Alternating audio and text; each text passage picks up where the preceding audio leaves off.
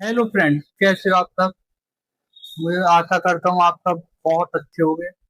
हमारा हड़प्पा सभ्यता जो चैप्टर था वो चल रहा था। आज का हड़प्पा सभ्यता का जो हमारा टॉपिक है वो राजनीतिक संगठन, मतलब कि हड़प्पा सभ्यता का जो पॉलिटिकल ऑर्गेनाइजेशन थी वो कैसी थी, कौन लोग वो हड़प्पा सभ्यता को संभाल रहे थे, कौन उसके प्रशासन कर रहे थे, कौन वहां की देख रेख करता था। ठीक है।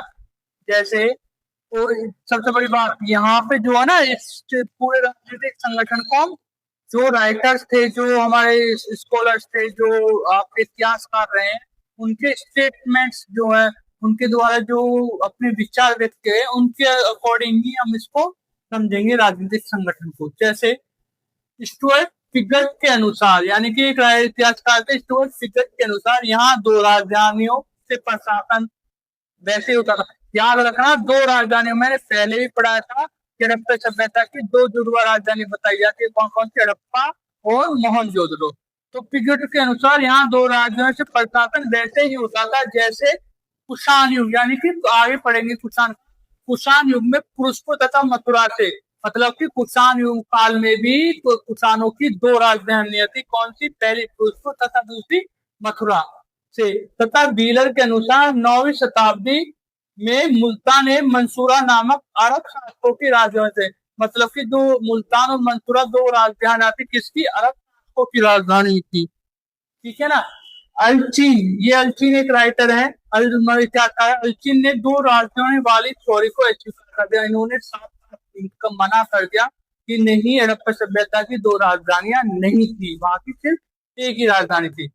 श्री रत्नाकर के अनुसार यूनिकॉर्न पशु टेंडर सभ्यता के शासक वर्ग का प्रतीक, यानी कि राज चिंता, जो यूनिकॉर्न पशु होता है जिसके सिर पे सिर्फ एक सिंह होता, उसको क्या बताया गया, यहाँ का राज चिन्ह बनाया बताया गया, मतलब उनका जो प्रतीक था राज चिन्ह वो क्या था, यूनिकॉर्न पशु। तो चलो राइटरों की स्टेटमेंट से स्टार्ट करते, पहले आते पिग्गट।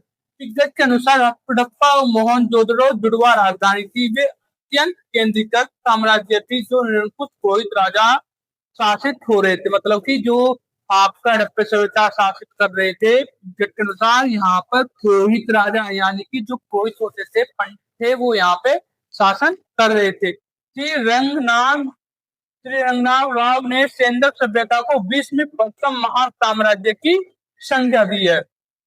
ए एल वाशम ने हड़प्पा सभ्यता की प्रकृति धर्मतांत्रिक मानी है और यहाँ पुरोहितों का शासन माना है। याद रखना, ए एल वाशन ने भी यहाँ पे किसका शासन माना है, पुरोहितों का शासन माना है। मेके के अनुसार यहाँ प्रतिनिधियात्मक सरकार थी। व्हीलर का कहना है कि शासन मध्यवर्गीय जनतांत्रिक था, अतः जो मध्य वर्ग था वहां था, वहां पर जनतांत्रिक शासन था। व्हीलर के अनुसार सत्ता का स्रोत कोई भी क्यों ना रहा हो, मतलब कि चाहे वो पुरोहित हो, जनतांत्रिक हो, मध्य वर्ग हो, निचला वर्ग हो, कोई भी क्यों ना हो, उसमें प्रमुखता सबसे पहले धर्म को ही दी जाती थी। और सिंधु सभ्यता के शासक देश तथा राजधानी को उन्हीं तरीकों से शासन चलाते थे जिनमें सुमेर सुमेर तथा अकाल के समकालीन शासक प्रशासन संचालित करते थे। आर एस शर्मा महोदय के अनुसार, क्योंकि सैन्य सभ्यता लोगों ने, जो सिंधु सभ्यता के लोग थे, उन्होंने सर्वाधिक ध्यान व्यापारिक वाणिज्य पर दिया था, तथा शासन प्रपत्ति वणिक वर्ग के होते थे। मतलब कि इनका कहने का, आपका आर्य शर्मा कहने का मतलब कि यहाँ पे जो आपका सर्वाधिक ध्यान जो ना व्यापार पे दिया गया था, तो यहाँ के जो शासक थे तो लगता है यहाँ के व्यापारियों में से ही होते थे। ठीक है ना। फेयर सर्विस ने न तो हड़प्पा को एक विशाल साम्राज्य माना, न ही राज्य, मतलब जो फेयर सर्विस है उन्होंने जो है ना तो हड़प्पा को कोई साम्राज्य माना, न ही कोई राज्य माना। वे मोहनजोदड़ो को धार्मिक केंद्र के रूप में परिभाषित करते, मतलब कि जो फेयर सर्विस है, फेयर सर्विस ने जो है ना आपके जो मोहनजोदड़ो उसको धार्मिक केंद्र के रूप में परिभाषित किया।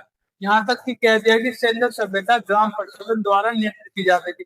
इन्होंने अपना तर्क दिया कि यहाँ का जो प्रशासन है वो ग्राम प्रशासन था। ठीक है ना। हालांकि बाद में अपने मत में संशोधित करते हुए केंद्रीय नियंत्रण की अवधारणा को कुछ हद तक फेयर सर्विस ने स्वीकार किया है। कौशल, एक नाम आता है कौशल। कौशल ने हड़प्पा सभ्यता में नगर तत्व, याद रखना, नगर तत्व यानी कि नगर परिषद की किसने अवधारणा दी थी, कौशल ने दी थी। कोशिल ने हड़प्पा सभ्यता में एक नगर तंत्र की प्रधानता स्वीकार की है। उनके अनुसार यहाँ का शासन नगर परिषद द्वारा संचालित किया जाता था। कुल मिला के हड़प्पा सभ्यता के राजनीतिक संगठन के बारे में इतिहासकारों के जो स्टेटमेंट्स है उनके पढ़ने के बाद एक ही निष्कर्ष निकलता है, और यहाँ की खुदाई से भी यही निष्कर्ष निकलता है कि आज तक हम प्रॉपर ये नहीं कह सकते कि यहाँ का शासन जो राजा था वो कौन था, पुरोहित थे, क्षत्रिय थे या व्यापारी वर्ग कौन था, ये अभी क्लियरिटी नहीं हुई है कि यहाँ का शासन कौन कर रहा था। ठीक है ना, यहाँ का शासन संचालित कौन कर रहा था ये अभी तक कोई क्लियरिटी नहीं हुई है। ठीक है ना। अब इसके बाद हम आपका नेक्स्ट लाएंगे धार्मिक संगठन, मतलब यहाँ का धार्मिक संगठन कैसा था, यहाँ पे धार्मिक चीजें क्या थी, यहाँ की धार्मिक मान्यताएं क्या थी। कल हम उसके लिए उस पर डिस्कस करेंगे अपना। आज के लिए इतना ही काफी है। जय हिंद, जय भारत।